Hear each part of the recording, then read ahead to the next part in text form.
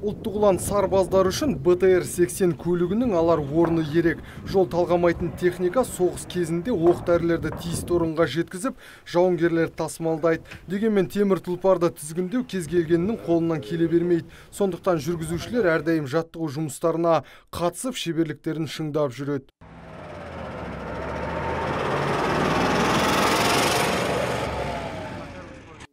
Шымкенттегі 65-06 әскери бөлімінің намысын Шерзат Хамражиевтің экипажы қорғайды. Өйткені бұл топтың тәжірибесі мол, түрлі сайыстарда бақ сынап, тіпті 2015 жылы дәл осы жарыстың жеңімпазы атаныпты. Одан кейін ұлттық ұлан әскерлері арасындағы республикалық доданың бас жүлдесін қанжығасына байлаған. Экипаж биылда үздіктер қатарынан көрінуге ниетті, бірақ топ құрамының өзгеруі аздап кедергі келтіруі мүмкін. Себебі көлікті келісімшарт бойынша қызметкер жүргізеді, ал дәлдеуші маман қатардағы сарбаз.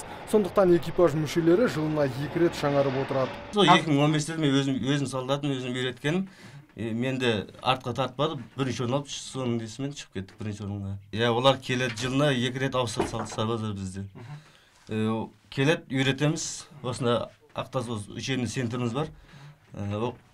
Стрельбамыз бар, анда сояққа барамыз, үйретеміз солдаттарды. Жарыстың басталғанына аз уақыт болғанымен алматылықтар алдына жан салар емес. Жылдамдыққа жүруде мықтылығын көрсеткен олар нысананы дәл көздеп, мергендіктерін де дәлелдеп жатыр. Алайда нақты жеңімпаз болады деп айту қиын. Алда соңғы кезең күтіп тұр, онымен қоса қарсыластар да осал емес. На сегодняшний день, да, есть.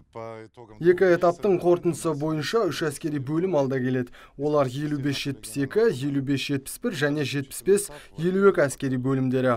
Аталған бөлімдердің үшеуі де Алматыдан келген. Бірақ бұл нақты көрсеткіш емес. Алда соңғы кезең бар, сол кезде жеңімпазды анықтаймыз. Қазіргі таңда әр өңірде осындай іріктеу сайыстары өтіп жатыр. Қорытынды іс-шара күзде ұлттық ұлан әскерлері арасында кең көлемде өтетін болады. Нұрсұлтан Тұрысбеков, Мұрат Адинаев, Абзал Турабеков, ТВК телеарнасының жаңалықтар қызметі.